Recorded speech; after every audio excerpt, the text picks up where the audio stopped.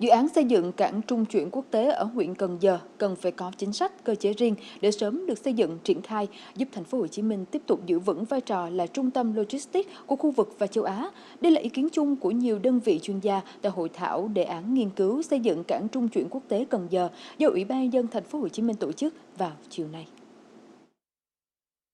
Thưa quý vị, việc điều chỉnh thời kỳ quy hoạch đầu tư các cảng mới ở khu vực Cần Giờ từ dự án quy hoạch tiềm năng sang thực hiện giai đoạn 2021-2030 được đánh giá là rất cần thiết và cấp bách. Bởi vì đến năm 2030 thì các cảng hiện hữu như là cảng Cát Lái, cảng Phú Hữu, cảng Hiệp Phước, các cảng ở bến sông Sài Gòn sẽ không còn đáp ứng đủ nhu cầu hàng hóa qua cảng. Nếu chúng ta lấy đó là tỷ lệ tăng trưởng bình quân hàng năm đó là 3,8% thì trung bình hàng hóa qua cảng mỗi năm sẽ là vào khoảng 270 triệu tấn. Tuy nhiên, hiện nay các cảng chỉ đáp ứng được vào khoảng 170 triệu tấn, hụt gần 60 triệu tấn. Nói cách khác thì đó là cảng trung chuyển Cần Giờ nếu có thể hiện thực hóa thì sẽ giúp cho thành phố Hồ Chí Minh, cả khu vực và cả nước sẽ hoàn thành mục tiêu đó là dịch chuyển một phần các container quốc tế về Việt Nam.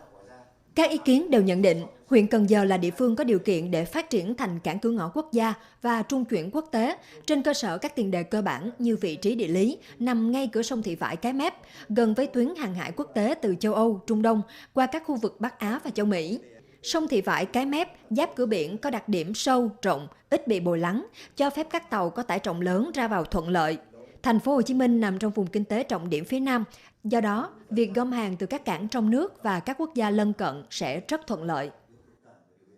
Nằm trên một cái tuyến mà nhộn nhịp nhất thế giới như thế, và thứ hai nữa là cái tỷ lệ trung chuyển như thế, thì chúng ta thấy rằng là nếu chúng ta nắm bắt được cơ hội để chúng ta thực hiện cái trung chuyển, thì đấy là cái nó sẽ mang tính khả thi cao. Nhưng mà cái điều chúng ta thiếu là các hãng tàu họ chưa có mặn mà với lại cái việc mà thiết lập cái trung tâm trung chuyển ở Việt Nam. Đến thời điểm hiện nay là khi mà hãng tàu số 1 thế giới là MSC ấy, thì họ đặt vấn đề và họ sẽ dịch chuyển cái hoạt động trung chuyển của họ về Việt Nam. Thì chúng ta ngoài cái tiềm năng thì tôi coi đây là cái cơ hội. Cái thách thức thứ nhất là làm sao chúng ta có thể đáp ứng được về mặt thủ tục hành chính đối với cái hoạt động của hàng trung chuyển. Và thứ hai, tất nhiên cái thách thức lớn hơn là làm sao chúng ta có một cái lượng hàng hóa để đáp ứng với cái nhu cầu hoạt động của một cái cảng lớn như vậy. Ngoài ra thì còn có cái sự kết nối giữa các cái địa phương mà có liên quan thì mới có thể hoạt động